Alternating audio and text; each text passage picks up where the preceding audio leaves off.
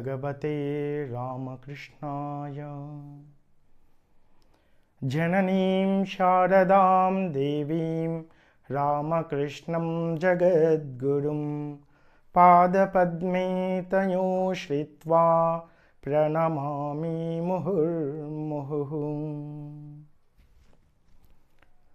ఓం బిందుమండలవాసిన్యే నమః. 1885 సంవత్సరం డిసెంబర్లో గొంతు క్యాన్సర్తో బాధపడుతున్న రామకృష్ణుల యువ శిష్యులు, సన్యాస శిష్యులు, గృహస్థ శిష్యులు కాశీపూర్లోని ఉద్యానవనానికి తరలిస్తారు. కలకత్తా కలుషిత వాతావరణం నుంచి ప్రశాంతతమైన కాశీపూర్ ఉద్యానవనంలో భగవాన్ రామకృష్ణుల ఆరోగ్యం కుదుట పడుతుందని అక్కడికి తరలిస్తారు. కాశీపూర్లో ఉన్న 2 గదులు రామకృష్ణులను సేవించడానికి ఉన్న యువ శిష్యులకు సరిపోయాయి. అక్కడ నివసించడానికి, గురుదేవుల్ని సేవించడానికి శారదామాతకు సరైన స్థలం లేకపోయింది. అయినప్పటికీ కూడా మేడపైన ఉన్న రామకృష్ణుల గదికి వెళ్ళే మెట్ల మార్గంలో, ఆ మెట్ల కింద ఉండే చిన్న స్థలంలో శారదామాత ఉండడానికి అనుమతించింది. అంటే ఒక మెట్ల కింద ఉన్న చిన్న స్థలంలో కూడా శారదామాత నివసించి గురుదేవులను సేవించారు. ఈ సందర్భంలో భగవాన్ శ్రీరామకృష్ణులు ఆ సంఘటనను గుర్తు చేస్తూ ఆవిడ బిందువాసిని అంటూ శారదాదేవి యొక్క నిజస్వరూపాన్ని తెలియజేశారు.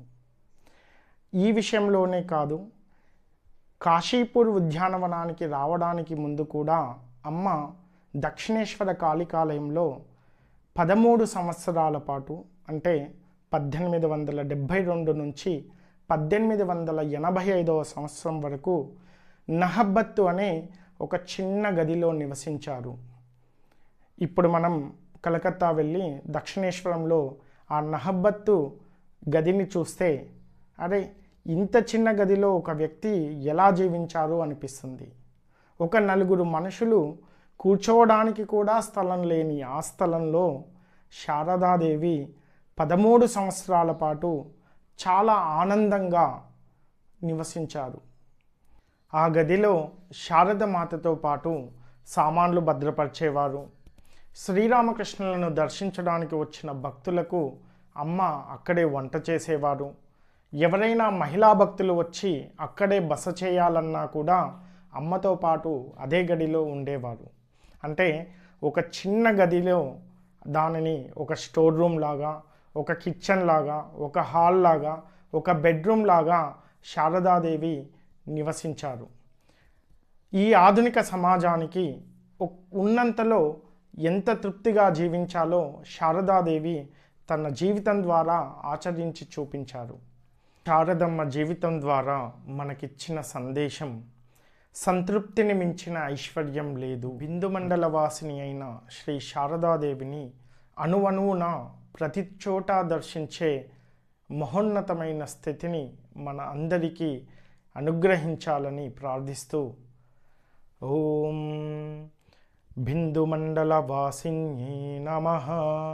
ఓం శ్రీ శారదాదేవ్యై నమః. స్వస్తి.